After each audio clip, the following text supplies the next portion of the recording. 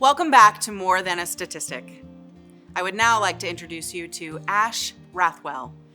They are the Training Services Manager at the Domestic Violence Network, where they provide educational sessions within the community on topics of domestic violence prevention, the Adverse Childhood Experience Study, or ACEs, and healthy boundaries. Ash has been training in the community since September of 2017 and is passionate about building knowledge and skills around violence prevention and healthy relationships. And that is exactly what they are going to talk to us about today. Thanks, Ash. Intimate partner violence is a prevalent issue within the LGBTQ+ community that needs to be highlighted and addressed.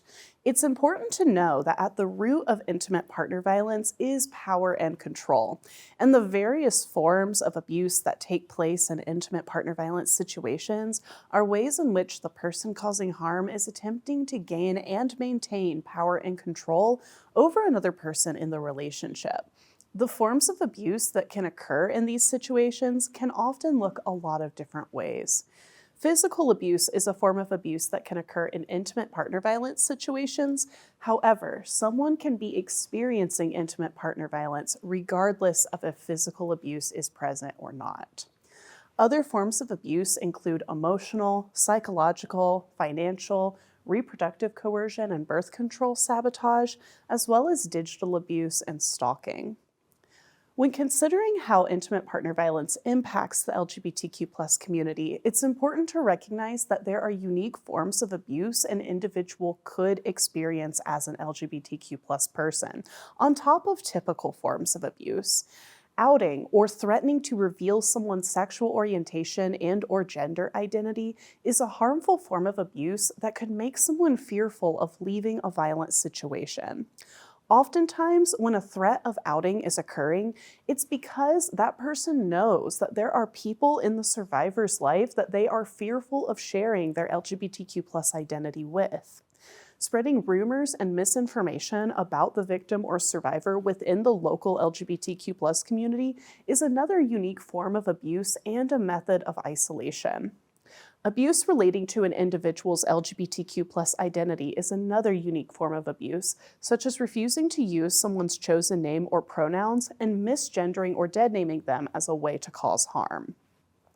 To culminate on top of these factors, there are many barriers that LGBTQ+ individuals face when seeking services.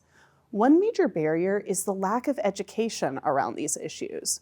It's very common for information surrounding domestic violence to be centered on cisgender heterosexual individuals. A domestic violence advocate was quoted in a 2021 study regarding LGBTQ+ individuals seeking domestic violence services, stating that participants did not conceptualize that what they were experiencing was domestic violence because they had never heard or seen LGBTQ+ specific examples of domestic violence. When domestic violence is discussed as an issue that only affects cisgender heterosexual individuals, it can make it so much harder for the LGBTQ+ community to recognize when they are experiencing abuse. It can be difficult to recognize if a loved one is experiencing domestic violence. However, there are certain factors that you can look out for. If you notice that a loved one is becoming increasingly withdrawn, isn't spending time with their typical support systems, is no longer or rarely engaging in hobbies or activities they love, appear to be receiving many notifications on their phone that look to be distressing, or if you notice signs of physical abuse, these could all be potential warning signs.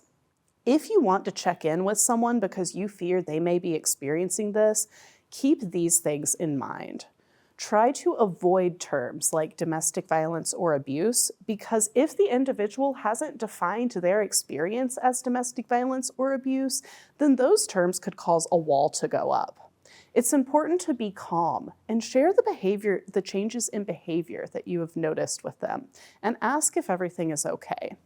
Let them know that you are there for them if they want to talk. We can never force anyone to disclose. However, if a loved one does decide to disclose, it's important to let them know you believe them and give them the space they need to tell their story.